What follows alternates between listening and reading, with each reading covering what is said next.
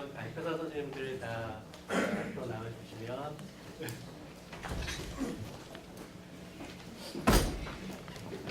플로어에 계신 선생님들께서 즐겁게 질문을 해주시면 됩니다.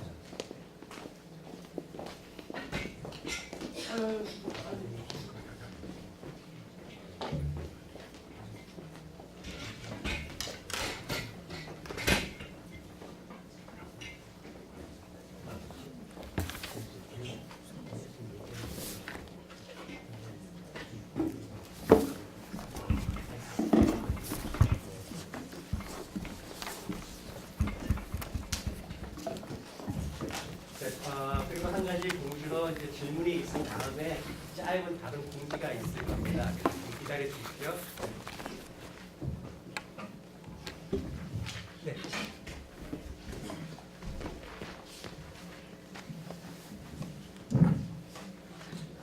네, 최근원 선생님께 질문 하나 드리고요. 조선 선생님께 하나 드리고 싶은데요.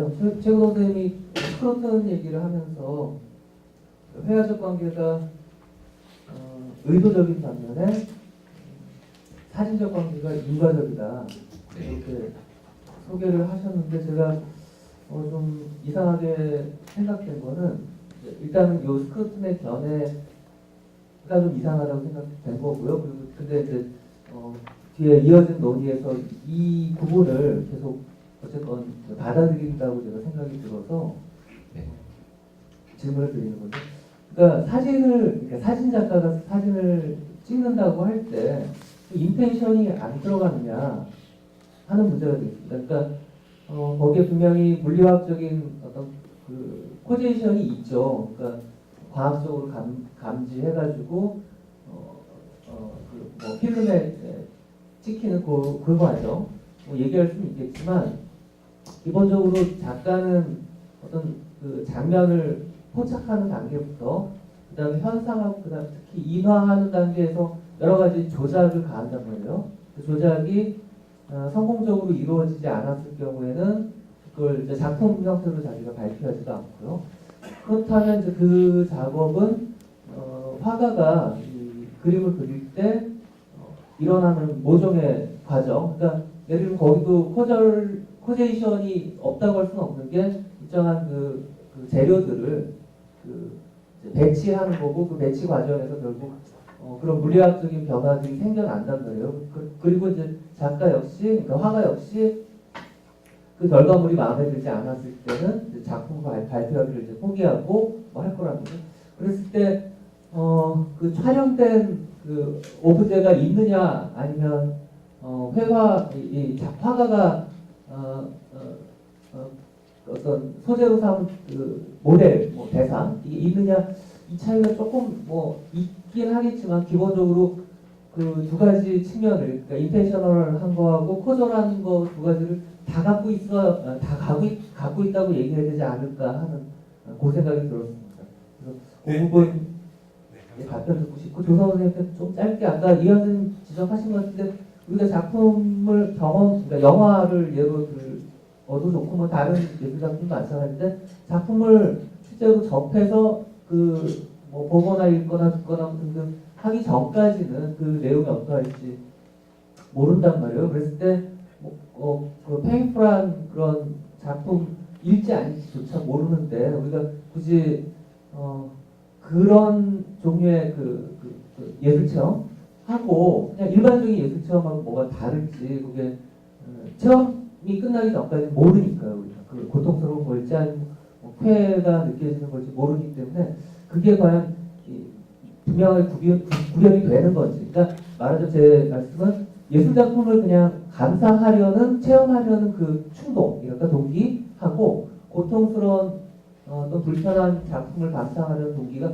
구분되는 건지 그게 좀 궁금했습니다. 그래서 각각 말씀 듣고 싶습니다. 먼저 간단하게 답변 드리자면 그 스크러튼의 그런 구분은 우리가 방금 말씀하신 그뭐 사진에도 당연히 의도적인 관계가 들어가지 않겠느냐라고 말씀하셨는데 저도 그 부분에 대해서 동의하고요. 근데 실제 사진은 스크러튼도 그게 그 실제 사진에도 그 작가의 무슨 의도가 전혀 개입되지 않는다 이런 의미라기보다는 사진의 이상이라고 표현을 했잖아요. 그러니까 사진이라고 우리가 얘기했을 때 어떤 그 논리적인 관계에서 사진의 이상을 생각하면 그거는 인과적 관계로만 봐야 되는 거고, 그다음에 회화나 뭐 그림 같은 경우는 의도적 관계로만 봐야겠다, 이런 의미로 얘기를 한 거고요. 실제로 그렇게 말씀하신 그런 이상을 포기하고 거부하고 새로운 사진 이론을 형성하는 그런 그 시도들은 많이 있기 때문에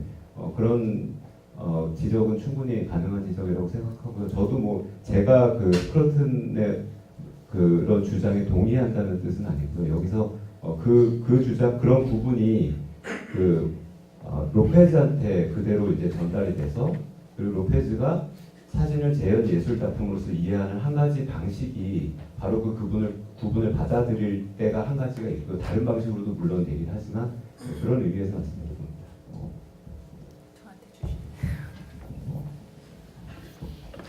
예, 그렇지 않아도 질문을 주시지 않으셨어도 이완 선생님 주신 논평 중에 가장 찔리고 가장 정확한 지적이 사실은 그 동기 부분이었기 때문에 제가 이 발표문을 논문화할 때는 그 부분에 좀 중점적으로 좀 수정을 가해야 되는 부분인 것 같습니다. 사실 정말로 이완 선생님 말씀하신 것처럼 제가 논문에서 이야기하고 있는 것을 사실 쓸 당시에는 몰랐지만 뒤돌아서 보니까 정말로 동기를 얘기하기보다는 그러한 작품들의 가치를 사후적으로 설명할 때 어떤 점들에 주목해야 되는가라는 논의에 가깝고요.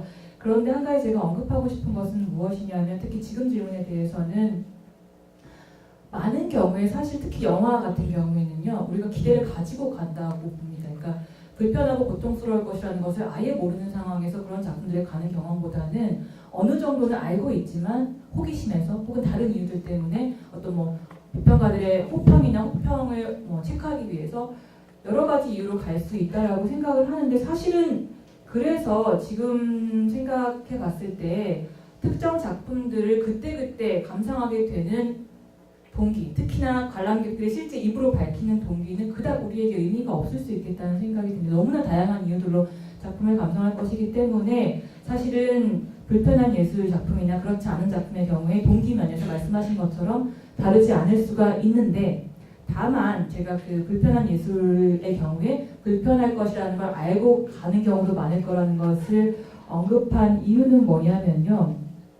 저 같은 경우에도 사실은 어떤 자기 이해나 자기 성찰을 기대하며 아까 그 영화들을 봤던 건 아니지만 그런 몇 편의 영화를 보고 그런 경험을 했다 보니까 좀 소위 불편하다라고 평해지는 작품들에 대한 그런 기대가 생기더라고요. 그래서 실제로 그런 기대 때문에 작품을 보러 가게 되는 경우도 상당히 많이 있는 거예요. 그러한 측면에서 봤을 때는 작품에 대한 어떤 사후적인 평가와 우리의 어떤 그 이후의 작품 감상의 동기가 완전히 구분되지는 않는 것 같습니다. 그 얘기를 하고 싶지만 동시에 이게 아까 이완 선생님 말씀하신 것처럼 많은 대중의 일반적인 경향성을 설명하는 거는 안 될 수도 있겠다. 좀 소위 저희 같은 사람들은 그럴지 모르겠지만 일반 대중들이 정말 그런 마음으로, 제가 엘리트주의를 말하는 건 절대 아니고요.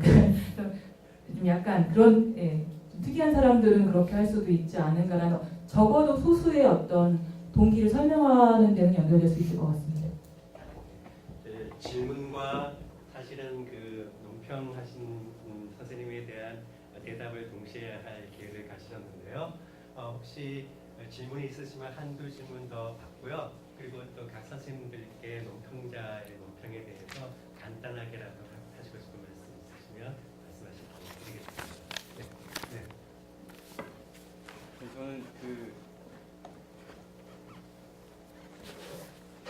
저는 조선 선생님께 간단하게 이어지는 거라서 첨언이라고 생각하셔도 될 것 같고요.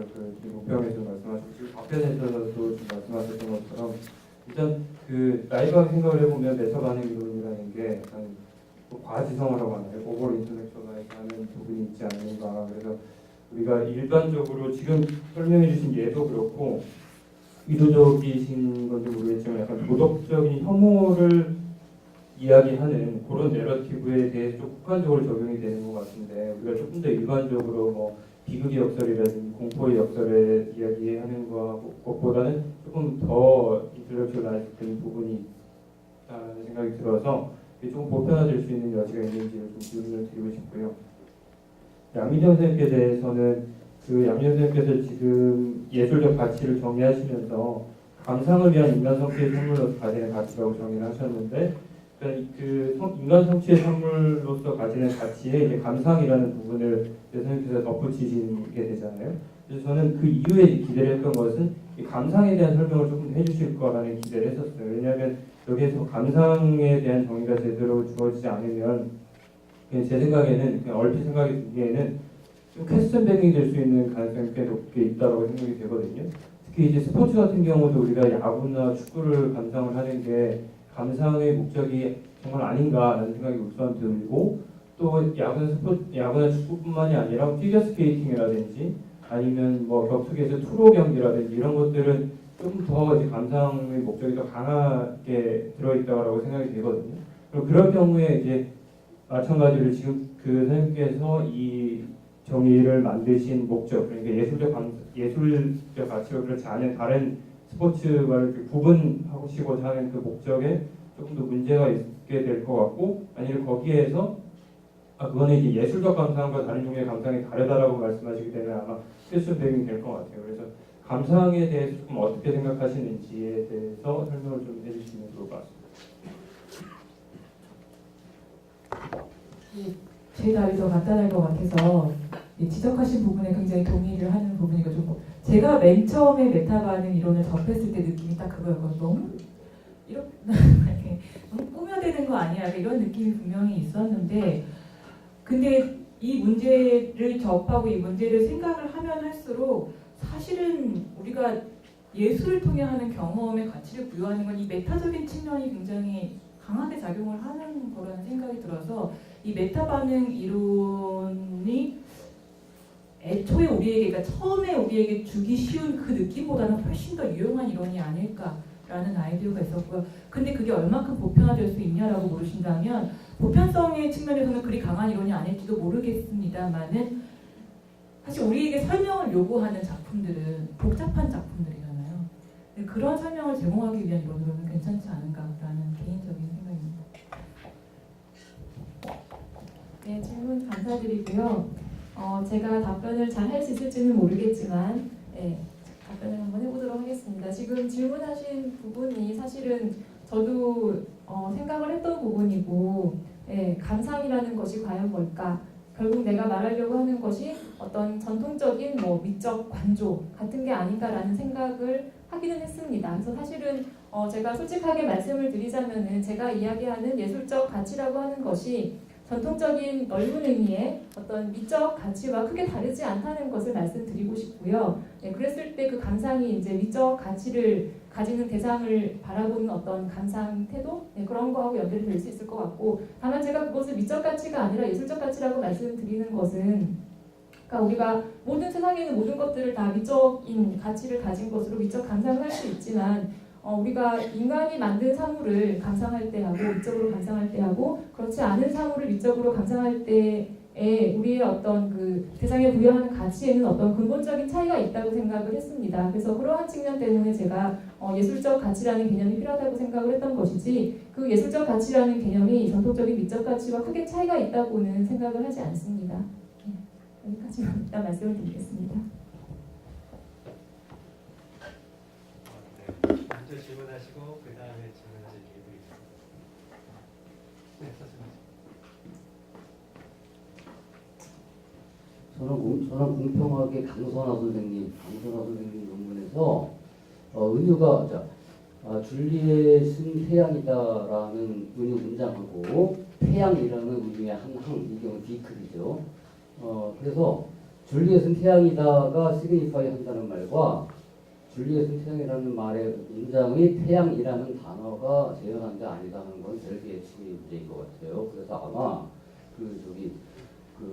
아까 이제 주가 이중으로 재현한다고 하는 것은 줄리엣은 태양이다라는 의유가 아니라 그 디클이 이중으로 재현한다는 쪽으로 하는 게 더 정확할 것 같은데 그렇다면 태양이라는 단어가 여기서 은유의 디클이 축자적 의미와 은유적 의미를 갖는다. 그러니까 축자적으로 재현하기도 하고 예를 들면 아까 이제 네 번째 나왔던 그 말이 그거였죠. 근데 그것이 50년대 60년대에 이미 대륙계 기호론에서는 상식으로 통용되는 그 그 기호는 디노테이션과 커노테이션을 갖는다는 말에서 말과 어떤 차별성이 있으며 50년대는 그 말하고 그 다음에 그것은 은유뿐만이 아니라 모든 코노테이션에 해당하는 것 다시 말해서 축자적으로 거짓이지만 그렇기 때문에 효과적인 모든 비유법에 타당한 거의 모든 비유법에 타당한 말이 되는 거거든요. 그러니까 그것은 그 은유가 두 가지 재현이라고 하든 두 가지 시그니피케이션이라고 하든 간에 이것은 은유의 속성 중에 하나를 잘 지적한 것일 망정 은유의 필요 조건이 될 수 없다는 이런 한계가 지금 있는 것으로 보이고요.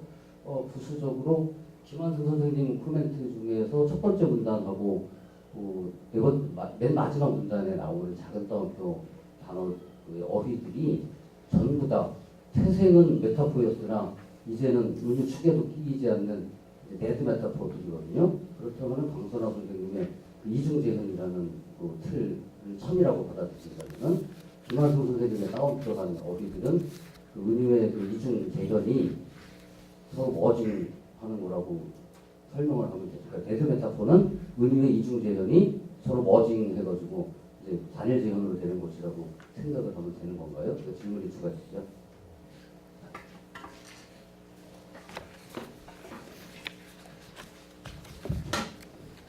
네, 두 가지라고 볼 수도 있고 세 가지라고 볼 수도 있는 질문인 것 같은데요. 처음에 이 은유를 문장 단위로 볼 것이냐 아니면 그 요소 사이의 관계로 볼 것이냐라는 그 질문에 대해서는 일단 최종적으로 결과로서의 이해를 얘기할 때 은유적 의미라고 할 때는 저는 문장 단위라고 생각을 하고 그 이전에 은유의 작용 그 최종 이해에 도달하기 전에 뭐 이중적인 서로 상호작용이라든지 이 부분에 있어서는 태양과 줄리엣 사이의 부분적인 서로 유비 관계를 그 매핑하는 과정, 네, 그 부분에서는 그 단어나 개념 사이의 관계들에 의해서 그 유비 관계가 확립이 된다고 생각을 합니다. 그래서 그러니까 이중적인 재현이 왜 필요하다고 제가 주장을 하고 싶은 거냐면 그 단어들 사이의 유비관계, 매핑에 의해서 파악되는 그 것과 그것이 최종적으로 문장하고 축자적인 글자 그대로의 문장의 의미하고 연결되는 그 과정이 있어야 최종적인 그 은유에 대한 이해에 도달할 수 있다고 생각하기 때문에 네, 그래서 그 두 가지 층위가 다 필요하다고 생각하고, 그러니까 문장이냐 아니면 단어냐라는 것에서 꼭 한 가지를 택해야 되는 거 같고, 그러니까 실제로 은유의 작용이 일어나는 건 물론 당연히 그 단어 사이에 일어나는 것이라고 네, 할 수 있을 것 같고요. 그리고 아까 그 은유를 내포라고 하는 게 새로울 게 뭐가 있느냐라고 하시는 것에 대해서는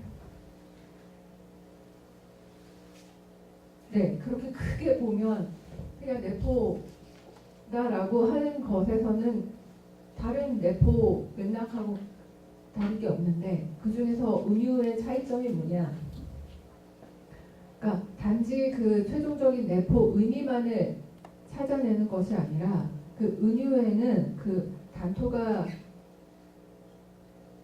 수사적인 역할이라고 했던 것처럼, 그러니까 우리를 설득하고 어떤 방향을 보도록 하고 하는 그런 미적인 역할이라고도 할 수 있을 것 같은데 그런 부분이 개입된다는 점에서 단순한 내포적인 의미하고 다른 점이 있다고 생각해서 그 부분이 은유의 중에 차별점이라고 생각을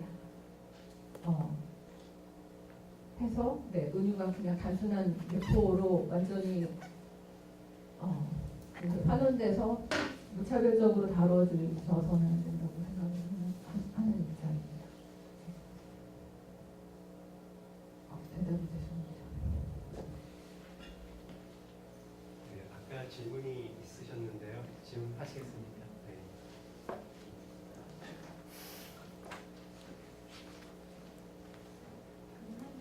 손 들어주시면 마이크가 있어야 될 것 같습니다.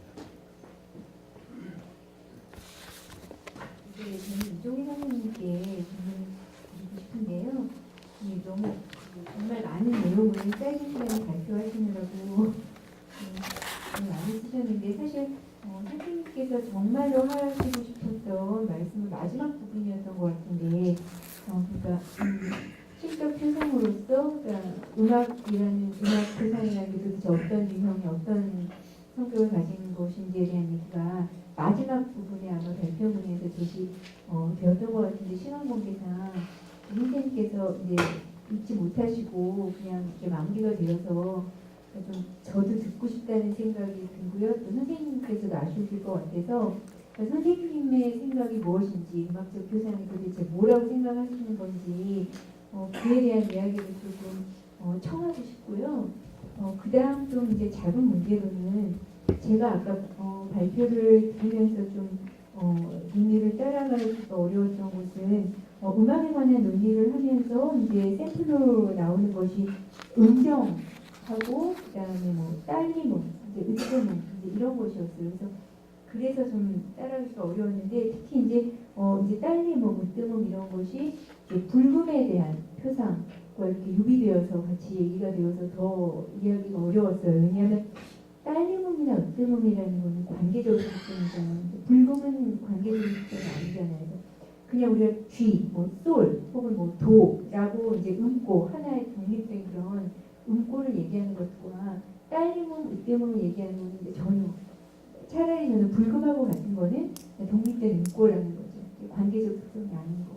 근데 여기서는 이제 불금을 관계적인 속성을 딸리문이나 으뜸음하고 계속 이렇게 유비해서 얘기하니까 얘네들 따라가는 게 좀 어려웠고요. 그래서 저는 사실은 이제 피콕이 조금 더 넓게는 정말 이 사람이 음악적 표상에 대해서 얘기하고 있는 건지 그냥 소리의 표상에 대해서 얘기하고 있는 건지 조금 이게 불분명하고 오히려 이 사람의 논의에서는 그 음악보다는 그냥 소리, 낱낱이 소리를 이 사람의 논의에 대입시킬 때 오히려 더 의미가 통하는, 그래서 이 사람이 정말로 음악에 대해서 얘기하고 있는 것인지에 대해서 확인할 필요가 좀 있을 것 같다는 생각이 들었고요.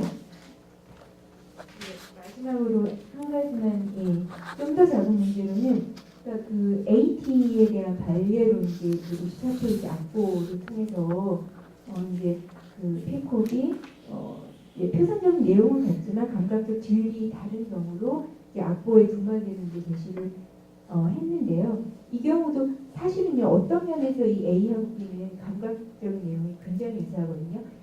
제가 추측하기로는 피콕은 아마도 그 A번에서는 도하고 F샵, 그죠? 그리고 B에서는 도하고 G 플랫 이렇게 표상이 이렇게 그 사실은 이제 건반 위에서는 같은 음이라는 거죠. 악보에는 이렇게 다르게 표기가 되었지만 그래서 표상 내용은 그 같지만 사실 이렇게 하나는 F샵으로 하나는 G 플랫으로 그러니까 말하자면 증사도와 가무도로 이렇게 다르게 감각질이 이제 그렇게 된다는 그런 반론을 핀 것 같아요. 그런데 사실은 A하고 B에서 이 두 번째 그 음정들은요 사실은 이게 낱낱이 그 증사도 가무도로 들리는 게 아니고요. 실제로 제가 생각할 때는 이게 두 번째 화음이 다 첫 번째 화음의 그 딸림 화음이거든요. 그러니까 청자는 들을 때 이걸 증사도나 가무도로 듣는 게 아니고요. 첫 번째 울린 화음에 그 5도 세븐 그러니까 딸림 화음으로 들을 거라는 거죠. 그래서 어떤 면에서는 굉장히 감각적으로 유사하게 들릴 거라는 거거든요. 그래서 음악적인 맥락을 고려한다면 사실은 이런 논의가 나오기가 어려워요. 그래서 저는 피콕이 정말로 음악에 대해서 말하는 건지 낱낱이 소리 표상에 대해서 말하고 있는 건지 그 부분을 조금 확인할 필요가 있을 것 같다는 생각이 들었습니다. 근데 더 중요한 질문은 아까 처음에 드렸던 질문이고요. 편하게 답변 주시면 될 것 같습니다. 네, 그 첫 질문에 대해서는 제가 그 이따가 또 그 한 명 한 명 그 논평자의 논평에 대해서 다시 얘기를 할 때 얘기를 할 수 있을 것 같고요. 왜냐하면 제가 달리 그 논평자 분에 대해서 제가 달리 응답할 내용보다 제가 뭘 하고 싶었는지 얘기하는 게 제일 중요할 것 같거든요. 그래서 그때 얘기하기로 하고요. 지금 작은 질문이라고 하셨지만 꽤 큰 질문 같은데요. 일단 딸림음을 이 사람이 이제 당연히 관계적인 건데 왜 이렇게 이제 색하고 유비하느냐라는 질문에 대해서는 사실 이 사람이 여기서 딸림음이다라는 거는 그냥 음고 표상하고 같은 건데 이름을 그냥 그러니까 가령 C장 쪼일 때 솔 짚는 거를 딸림음으로 알아맞히는 이런 경우거든요. 그러니까 예 그렇게 대답해도 대답이 안 될까요? 그러니까 당연히 관계적인 건 맞는데 그 여기서 얘기하는 거는 어쨌든 음구 표상에 가까운 걸로 딸림음을 얘기하는 걸로 이해하시면 될 것 같고요. 음구 표상하고 거의 비슷한 걸로 보시면 될 것 같고, 그 다음에 이제 이거는 정말 저도 결정적인 약점이라고 생각해요. 제가 이제 피콕으로 특히나 이 논의를 풀어가는 게 좀 무리였다라고 생각은 들어요. 왜냐하면 너무나 명백한 경우들이 많거든요. 휴런이나 우리가 음악 표상이라는 걸 아예 쓰고 있는 사람들이 너무 많고요. 그런 논의도 훨씬 흥미로운데 제가 피콕을 문제로 삼았던 이유는 피콕이 가장 이제 중요하게 반론을, 그러니까 표상, 너무 당연하게 표상인 것 같지만 표상이지 않다라는 주장을 하고 있기 때문에 그 논의를 통해서 제가 매진말에도 얘기했지만 표상에 대해서 더, 그러니까 표상이 갖추어야 될 조건이나 표상이 도대체 뭔지에 대해서 더 잘 이해할 수 있을 것 같아서 이제 논의를 끌어들이긴 했는데, 문제는 이게 이제 음악에 대한 논의냐는 거는 이제 큰 문제고요. 물론 이 사람이 주로 얘기하고 있는 게 이제 소리 표상에 대한 거예요. 선생님 말씀하셨듯이 정말 그냥 소리 청각 경험에 대한 것을 얘기하고 있긴 하지만 거기에 덧붙여서 분명히 음정 관계 얘기도 하고요. 그다음에 리듬, 그다음에 또 이제 그룹 짓기, 가장 결정적으로는 저는 그룹 짓기라고 생각을 하거든요. 이런 것들은 물론 그냥 우리가 청각 경험을 하면서 그룹을 짓기도 하지만 음악에서 가장 그 명확하게 드러나는 현상이라고 생각하거든요. 그래서 제가 분석하고도 연결시켰고요. 그래서 뭐 피콕 자신이 이제 얘기하는 것들 중에는 부분 특히 감각적 특성이라고 주장하면서 소리에 관한 얘기를 하는 부분들도 있지만, 예, 다른 부분 방금 제가 말씀드린 영역과 관련해서는 충분히 음악으로 논의를 연결시킬 수 있다고 생각을 하고요. 예, 그리고 이제 아까 에이티에 대한 발레로 제시된 이 시퀀스 둘에 대해서는 저는 이게 딸림음 관계로, 그러니까 저는 이제 할 수 있는 방법이 이제 피아노 쳐보고 소리를 듣는 방법이었는데 저는 상당히 저로서는 다르게 들렸거든요. 그러니까 그게 아마 피콕도 그렇게 이제 딸림음 관계나 이런 것들을 생각하지 않고 얘기를 한 것 같고요. 그리고 무엇보다 중요한 것은 피콕이 그러니까 재밌는 것은 저는 그 부분은 사실은 제가 잘 이해를 못했는데 이게 독자적으로, 그러니까 그냥 이렇게 뭡니까 맥락 안에서가 아니라 독자적으로 제시될 때 그때마다 현상적 질이 다르다라고 주장을 하고 있어요. 피콕이. 그런 주장은 저도 잘은 모르겠는데 아무튼 그래서 이 예가 만약에 적절하지 않더라도 저도 잘 모르는 부분이라 아무튼 저는 분명히 다르게 들렸다고 얘기하고 싶습니다. 네, 이제 뭐 질문이 더 있으실 수도 있지만 마지막으로 이제 사실 다 어느 정도 본인의 발표에 대해서 말씀하실 기회가 있으셨는데요. 그래도 논평가 분의 질문에 대해서 혹은 다른 질문에 대해서 내가 한 번 더 덧붙인 게 있다 싶으시면 돌아가면서부터 없으시면 패스하시고요. 간단하게 대답을 해주시면 저희가 박수 드리고 마치도록 하겠습니다. 예, 제가 잠시 좀 난처했던 것은 이한 선생님 논평자분이 질문 5개 주셨기 때문에 5개에 대한 답을 다 준비했는데 이걸 다 할 수는 없는데 뭘 골라야 될지 모르겠고, 제가 빨리 읽은 것은 사회자분 때문이 아니라 저희 조국분 때문이라서 죄송합니다. 어떤 거를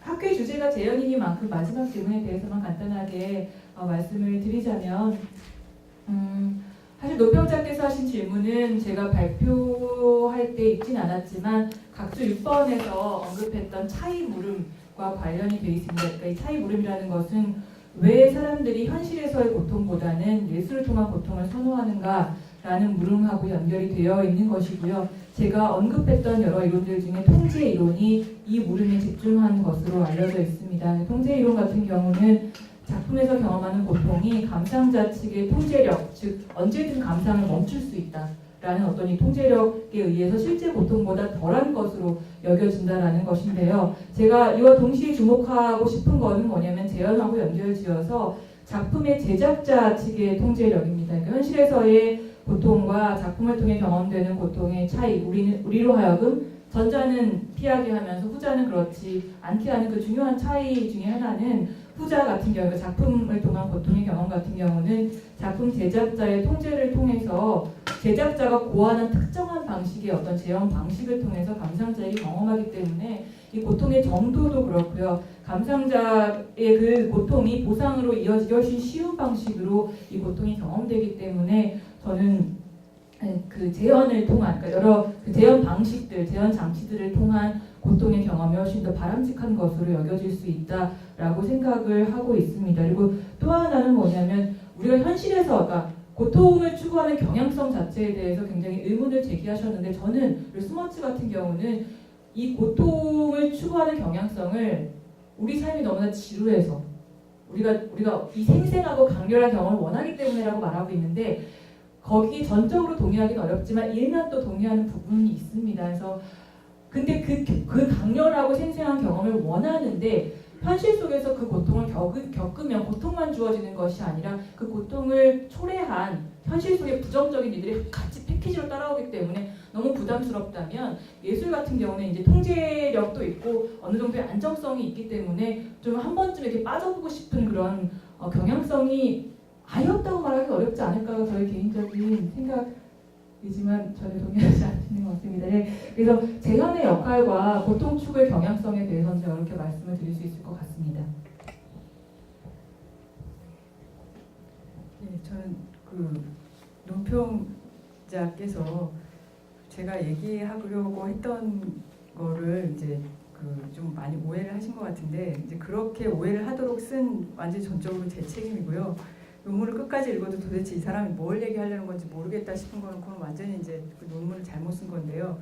제가 얘기하고 싶은 거는 그 매진말 부분 뭐 너무 빠르게 지나가고 해서 제대로 안 전달된 것도 있지만 저 스스로도 분명하게 이렇게 논의를 나는 이렇게 생각한다 이렇게 하고 넘어가지 않고 이렇게 하고 그 매듭 짓지 않고 그냥 이런 논의가 있다 이렇게 좀 약간 소개하는 식으로 논의를 나왔기 때문에 그랬다라고 얘기를 하고 싶은데 결국은 사실은 제 입장이 없는 건 아니거든요. 그래서 이 자리에서 조금만 좀 얘기를 하자면 하고 싶은 얘기는 피콕이 결국 감각적 속성하고 표상적 속성 나누면서 음악에서는 표상이 거의 없는 것처럼 그러니까 청취 경험을 상당히 감각적 속성에 감각적 경험에 가까운 것으로 얘기하는데 그 부분에 대해서 반대한다고요. 반대하고 분명히 음악이 표상적이다. 그리고 음악 이론적인 접근들이 가지고 있는 여러 가지가 결국은 표상으로서의 음악에 대한 그 얘기를 지지해 준다라는 생각이고요. 그게 좀 드러났어야 되는데 부족한 것 같고요. 그 다음에 또 하나는 결국은 이제 표상적인데 결국 피콕이 결정적으로 얘기하는 게 제가 이제 매진말을 넘어가기 직전에 다뤘지만 비개념성을 얘기하는 거거든요. 그래서 그 부분은 충분히 다른 그러니까 비개념적 표상이라는 이름의 논의로 충분히 새로운 표상의 가능성이 있기 때문에 음악을 당연히 비개념적이지만 표상적이다라는 것으로 얘기하려는 게 목표고요. 그리고 또 하나는 근데 문제는 비개념적이라고 하면 흔히 떠오르는 게 이제 현상성이거든요. 현상성이고 퀄리어 이런 논의들인데 그런 논의들까지 갈 것이냐에 대해서는 제가 사실은 결정을 조금은 좀 아직은 내리지 못한 상태여서 지금의 제 단계는 퀄리어까지는 아니고 그냥 비개념적인 그러니까 말로는 표현 안 되지만 어쨌든 여기서 얘기하는 이 사람들이 에이티논제라고 해서 현상성까지는 가지 않는다라고 얘기해 거기에 조금 동의를 하고 있어요. 그러니까 무슨 얘기냐면 표상이 표상하는 것이 그 특성을 가질 필요가 없다죠. 결국은 표상이 물리학적인 상태고요. 우리 뇌 속에서 발현되는 그죠? 신경들이 막 이렇게 막 발화를 하고 있는 그 상태인데 그 상태가 고스란히 음악이 가지고 있는 현상성을 가지는 게 아니라 대응을 할 뿐이고요. 대응을 할 뿐이고 그런 점에서 뭐 이미지면 이미지 특성을 표상이 가진다 이런 생각에는 찬성하지 않습니다. 그런 것들이 다 제가 막 다 내 입장은 어떻다 다 이렇게 얘기하는 게 좀 힘들어서 논문은 그냥 그냥 지식만 얘기하는 걸로 돼서 좀 아쉬운 감이 있는데요. 좀 어쩔 수 없었던 것 같습니다. 네, 저는 논평자께서 3가지 질문을 하셨는데 일단 뭐 앞에 두 문제보다 마지막 3번째 질문이 제가 보기에는 가장 결정적인 것 같고 거기에 대한 답변 하나 하고 그다음에 다른 이야기 한 가지만 하도록 하겠습니다. 3번째 질문은 뭐였냐면은 이 브릴러 박스라는 작품이 예술에 속하면 그 가치 지점이 달라진다는 것을 보여주는 방증이 아닌가라는 질문을 해주셨는데 제 생각은 이렇습니다. 브릴러 박스가 바로 지각적으로 동일한 대상이 예술에 속하면 거기에 부여되는 가치의 종류나 관점이 달라진다는 것을 보여주는 예라는 것을 저도 부정하지는 않습니다. 제가 이야기하는 예술적 가치는 일상적인 실용품으로서 사용되는 맥락에서 대상을 보는 것이 아니라 감상을 위한 대상으로서 바라볼 때 그 대상이 가지는 가치입니다. 그렇다고 했을 때 브릴로 박스는 일상적인 사물도 감상의 대상으로서 바라볼 수 있다는 점을 깨우치고 또 우리의 대량 소비 사회에 대한 성찰을 불러일으킨다는 점에서 가치를 가질 수 있으며 브릴로 박스라는 작품은 바로 그 지점을 이야기하는 작품이라고 생각됩니다. 즉 브릴로 박스는 일상적인 대상도 예술적 가치를 가질 수 있다는 것을 보여주는 예술 작품이라고 생각합니다.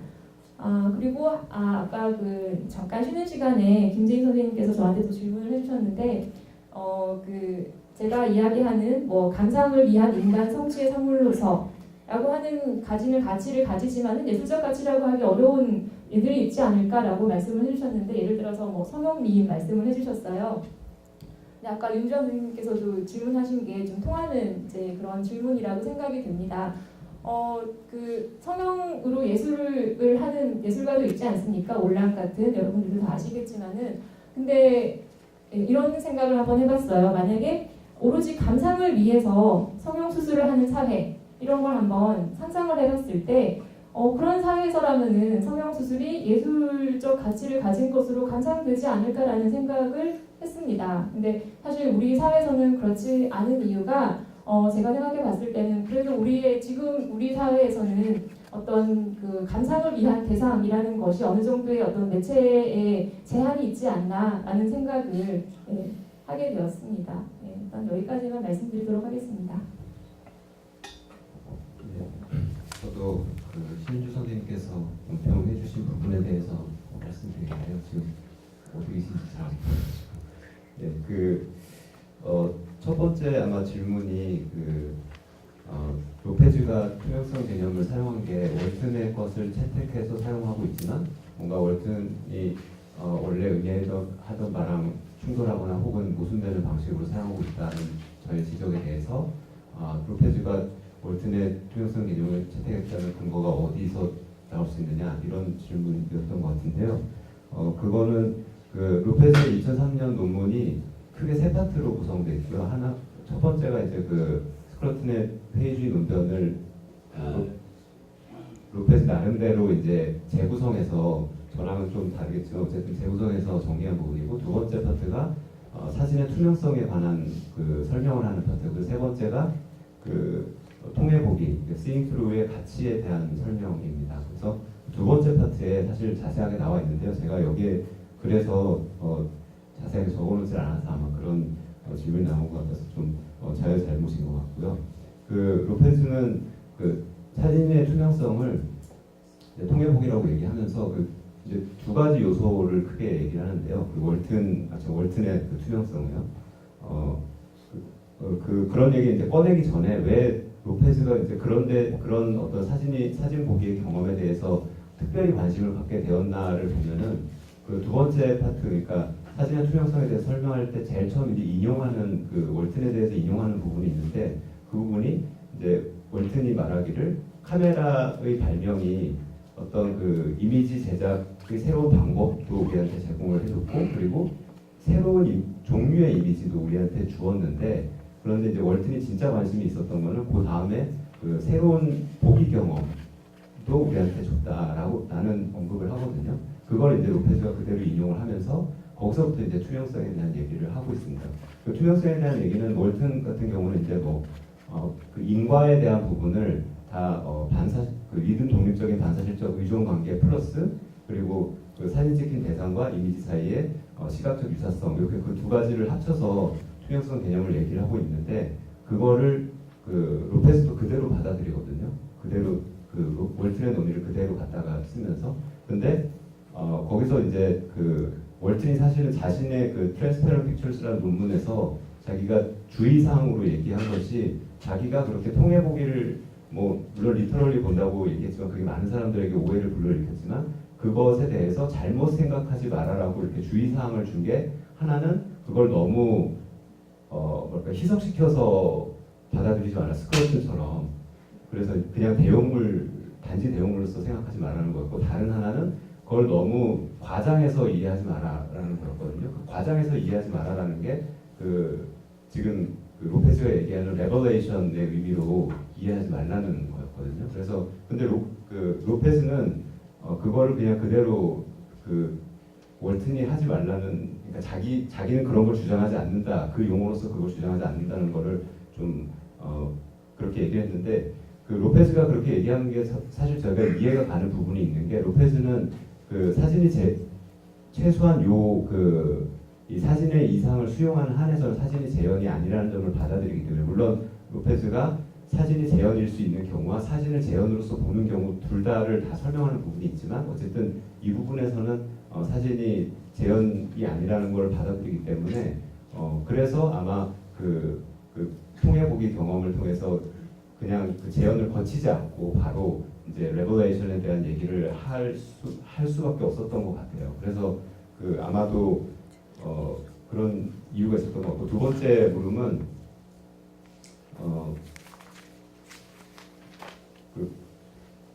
사진 재현 예술이 되기 위한 필요 조건에 대해서 언급하면서 그래서 이제 로페즈가 그런 필요 조건이 이제 미적 관심의 대상이 돼야 된다. 그걸 만족하면 사진도 재현 예술이 될 수 있다. 이렇게 얘기를 해서 뭔가 필요 조건과 충분 조건을 헷갈리고 있는 거 아닌가 그런 지적도 해주셨는데 저한테 하는 지적이 아니고 로페즈한테 하는 지적인 것 같아서 제가 꼭 대답을 해야 될지 모르겠지만 어쨌든 제가 보기에는 로페즈가 그걸 헷갈려 한 것 같지는 않고요. 그냥 로페즈는 처음부터 끝까지 다 필요 조건이라고 이해를 하고 있었고 우리가 필요 조건이라고 하면 어떤 것이 사진을 재현 예술 작품이라고 한다면 그 안에서 우리가 어떤 미적 관심이 있는지를 볼 수 있느냐 뭐 그런 걸 물어보는 거라고 받아들인다면 저는 이거를 특별히 충분 조건과 필요 조건을 헷갈린 거라고는 보이지 않고요. 그걸 만약에 이게 그렇게 헷갈린 거라면 사진뿐만 아니라 회화에 대해서도 똑같은 질문을 할 수 있기 때문에 그 부분에 대해서는 그냥 넘어가도 될 거라고 생각하고 마지막으로 제가 문제 제기했던 전체적인 그 그림에 대해서 이제 사진은 그게 아니고 이제 사진은 재현이 아니다라는 거를 이제 로페즈가 포기하고 재현임을 받아들여야 된다는 논의를 핵심으로 가져가야 되지 않느냐 이런 물음을 주셨는데 그 부분도 사실은 이제 2003년 논문만 보면 그렇게 생각하실 수 있겠지만 2016년에 이제 로페즈가 For Arts of Photography라는 책에서 사진을 재현으로서 받아들일 수 있는 그 방법 그리고 사진을 재현으로서 받아들일 뿐만 아니라 사진을 재현으로서 감상할 수 있는 것 그리고 사진을 추상 예술로서 또 볼 수 있는 여러 가지 방식에 대해서 다 설명하고 있기 때문에 굳이 로페즈가 사진은 재현이 아니다를 포기해야 된다까지 얘기해야 될지는 저도 여기서 그거를 핵심으로 잡아야 될지는 저도 잘 모르겠습니다. 네, 그 정도 하겠습니다.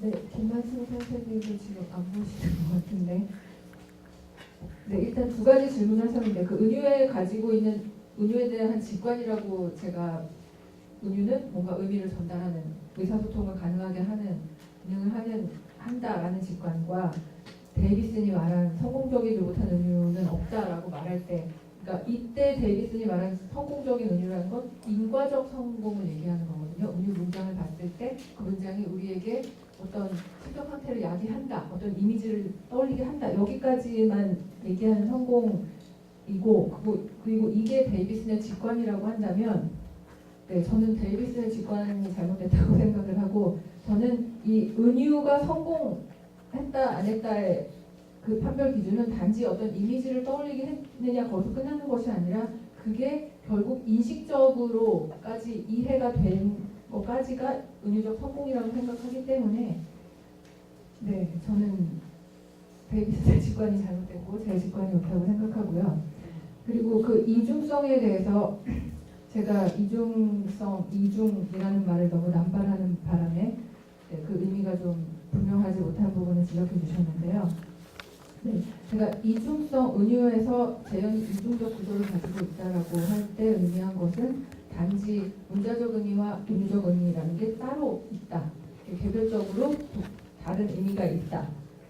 그러니까 우리 보통 애매어 얘기할 때 뭐 타는 배인지 아니면 과일 배인지 두 가지가 다 배라는 말로 사용되는 그런 애매어다라고 할 때 그런 의미가 아니라 이 둘 사이에 실제로 상호작용이 일어나고 그게 은유의 의미를 파악하는데 은유적 의미 은유를 이해하는데 그 두 재현 층위의 상호작용이 중요하다라는 의미에서의 이중성이다라는 거를 말씀을 드리고 싶고, 그다음에 아까 그 김세종 선생님 질문 중에서 죽은 은유에 대한 질문을 제가 답변을 못 드렸었는데요.